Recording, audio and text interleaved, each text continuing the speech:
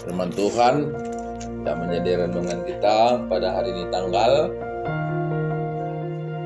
4 Januari 2024, kitab 2 Samuel 7 ayat 1 sampai 17. Berikutnya janji Tuhan mengenai keluarga dan kerajaan Daud. Ketika raja telah menetap di rumahnya dan Tuhan telah mengaruniakan keamanan kepadanya terhadap semua musuhnya di sekeliling, berkatalah raja kepada Nabi Nathan, "Lihatlah, aku ini diam dalam rumah dari kayu aras, padahal tabut Allah diam di bawah tenda." Lalu berkatalah Nathan kepada raja, "Baiklah, lakukanlah segala sesuatu di kandung hatimu, sebab Tuhan menyertai engkau." Tetapi pada malam itu juga datanglah firman Tuhan kepada Nathan demikian, "Pergilah, katakanlah kepada hambaku Daud, beginilah firman Tuhan, masakan engkau yang mendirikan rumah bagiku untuk kudiami? Aku tidak pernah diam dalam rumah sejak aku menuntun orang Israel dari Mesir sampai hari ini, tetapi aku selalu mengembara dalam kemah sebagai kediaman. Selama aku mengembara bersama-sama seluruh orang Israel, pernahkah aku mengucapkan firman kepada salah satu hakim orang Israel yang kuperintahkan mengembalakan umatku Israel? Demikian, mengapa kamu tidak mendirikan bagiku rumah dari kayu aras? Oleh sebab itu, beginilah kau katakan kepada hambaku Daud, beginilah firman Tuhan semesta alam. Akulah yang mengambil engkau dari padang ketika menggiring kambing domba untuk menjadi raja atasku Israel. Aku telah menyertai engkau di segala tempat yang kau jalani dan telah melenyapkan segala musuhmu dari depanmu. Aku membuat besar namamu seperti nama orang-orang besar yang ada di bumi.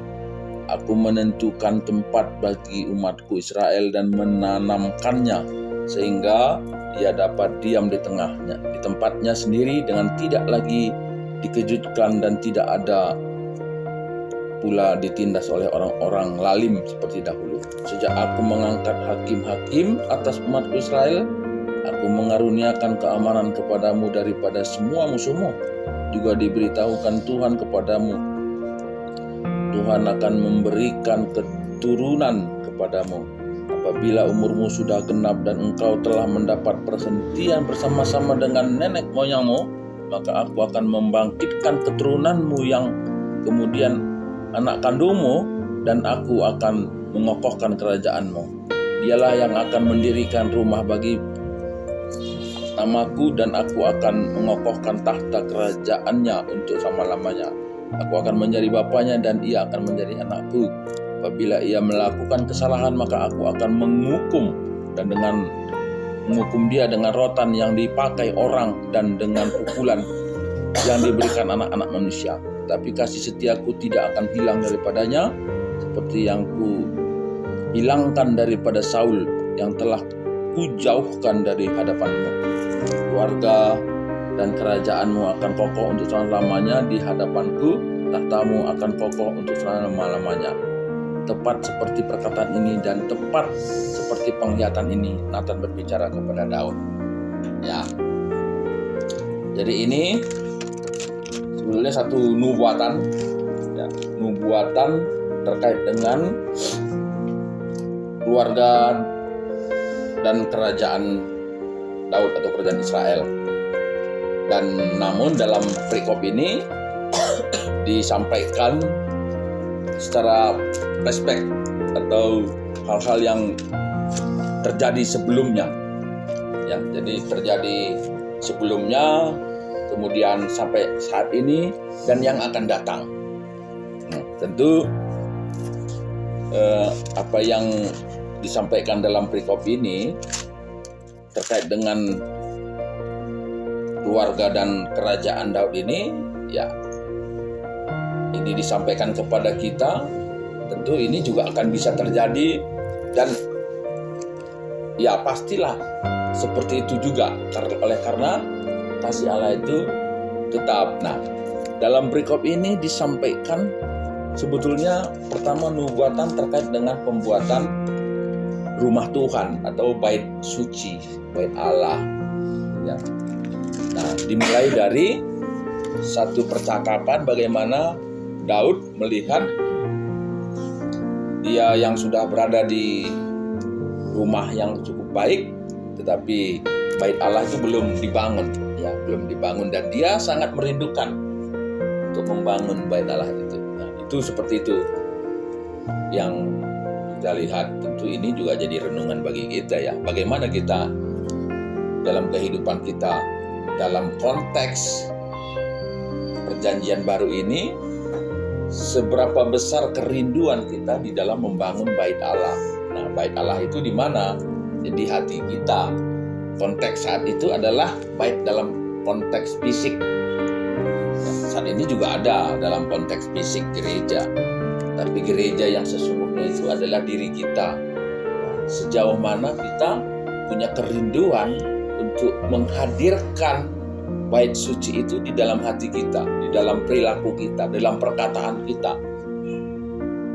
Nah, Daud yang diurapi itu memikirkan itu. Nah, itu. Nah, tentu siapapun kita yang merasa diurapi, akan pastilah ada kerinduan yang selalu membangun bait Allah itu di dalam hati kita. Nah, sama seperti ketika ada orang-orang yang melakukan cinta kasih kepada orang lain, katanya adalah orang-orang yang bagaimana orang yang lebih besar merasakan kasih Allah itulah yang sebetulnya yang mampu untuk menyampaikan kasih kepada orang lain. Orang yang merasakan lebih besar kasih Allah terhadap dirinya, itulah orang yang banyak melakukan kasih kepada orang lain. Nah, dalam perikop ini Daud mengingat itu, dia rindu.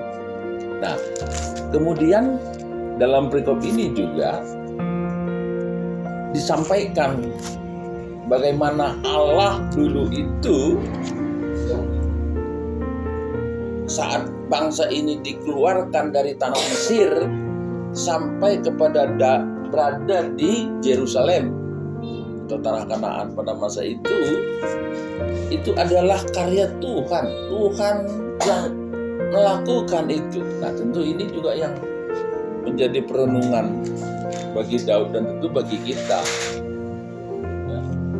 Tuhan sendiri yang menuntun itu. Dan di dalam perikop ini juga dilanjutkan bahwa bagaimana Daud yang dulu adalah penggembala,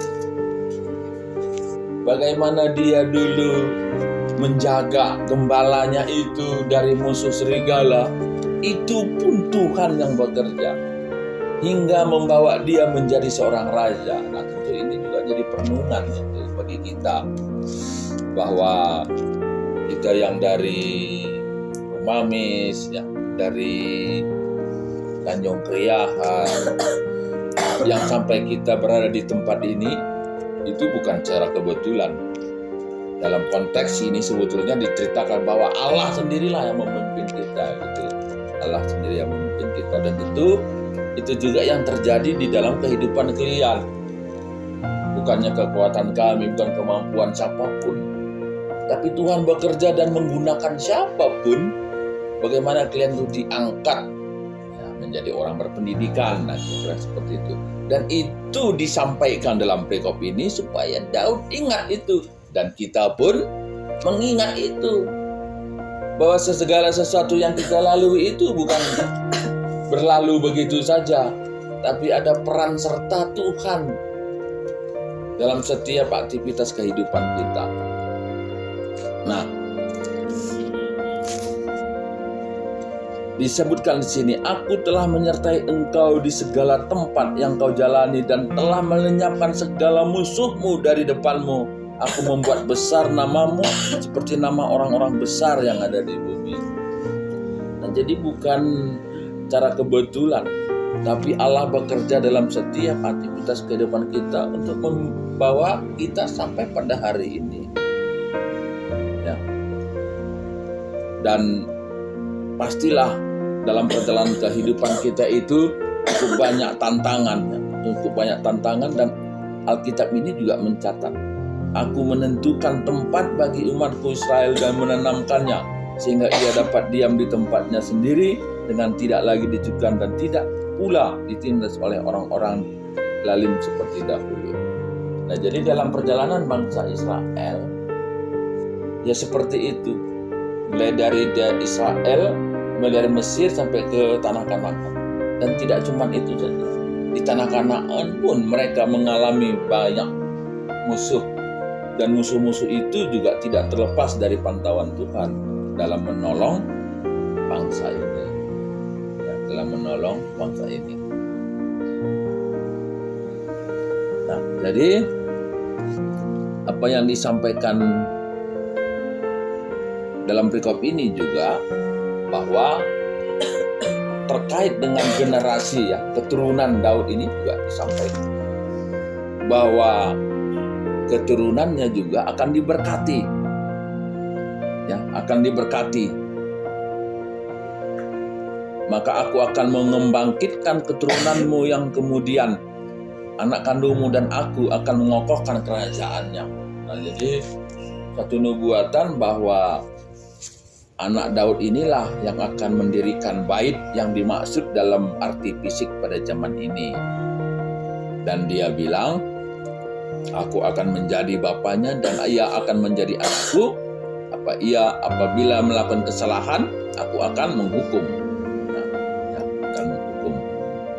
Tetapi kasih setia Allah tidak akan hilang daripadanya. Dan itu berlaku secara generalis sebetulnya, karena kasih Allah itu berlaku bagi siapapun yang takut akan Tuhan dan akan mendapat hukuman ketika kita melakukan satu kesalahan.